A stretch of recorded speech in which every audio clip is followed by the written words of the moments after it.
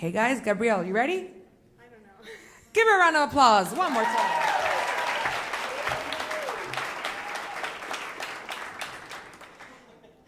So this is a story about a little risk that I took with a priest.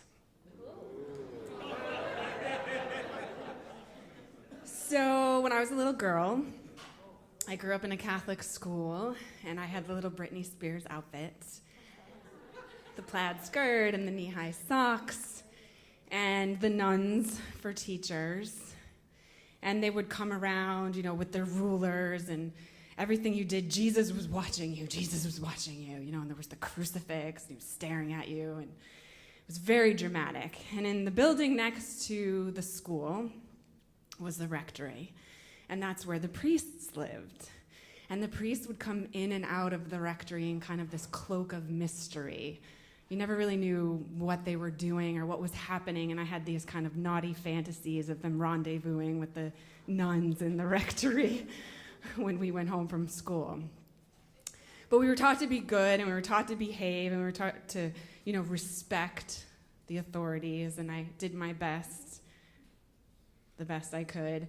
Fast forward about 20 years later, and I'm working as a massage therapist in a spa that was like fitness center spa up in Philadelphia.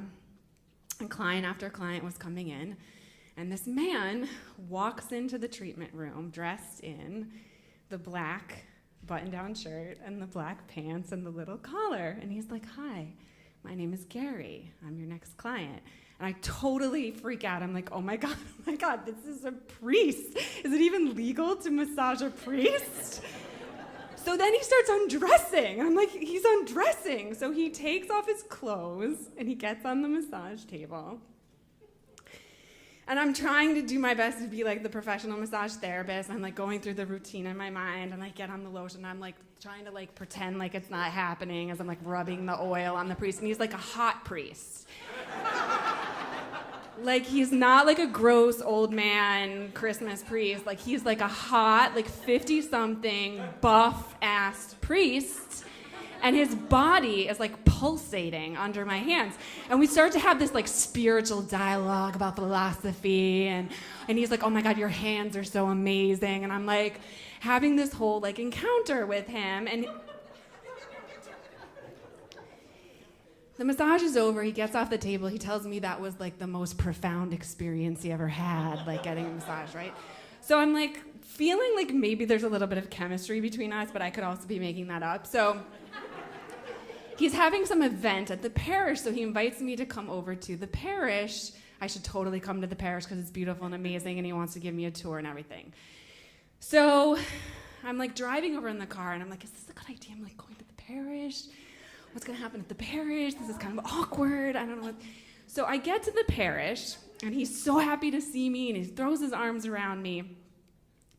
And he takes me into the church, and we're walking through the church, and there's these magical, colorful stained glass windows, and the sun is shining through, illuminating everything. And he walks me through like this back area, and he gets this guitar, and he comes out, and he sits down, and he starts playing acoustic guitar songs to me.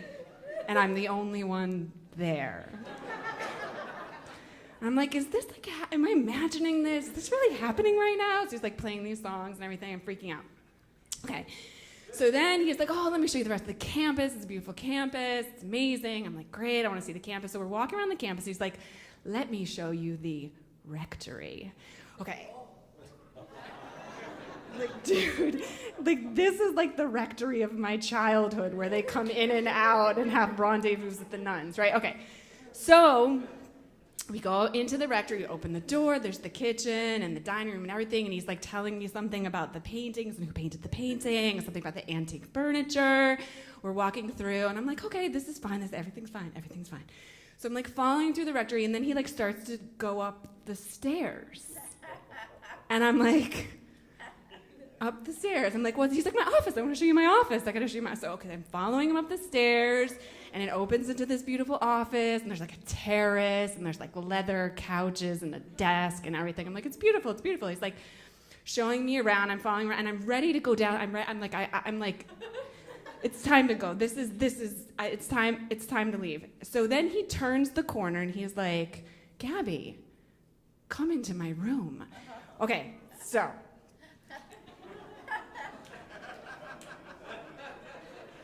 He goes into his bedroom, and in the far corner is a dresser, and on the dresser are photographs of all the members of his family, like his mom and his dad and his grandparents and his nieces and his nephews. And he's like, Gabby, come and look at the photos. And I'm like on the threshold of the door, like trying to like look in the door at the photos, and I'm having this like internal conflict, like good girl, bad girl, good girl, bad girl. Do I go in the room? What do I do? Oh my God, am I gonna make it with a priest? Am I gonna fuck a priest? Oh my God, what's gonna happen? So I walk across the room. I'm like just putting my life in his hands. I'm like, whatever he wants, I'm just gonna give my life to the priest. And I turn as I'm crossing the room, and there's a large framed photo of Jesus' face on his bed. His bed, there's a large face of Jesus watching me cross the room. I get to him, I make eye contact. I'm like, I'm sorry, I can't do it. And I run out of the room, down the stairs, now into the parking lot. He's like, Gabby! And that's it. I left the place. I gave him a hug. I said goodbye. And my soul was saved.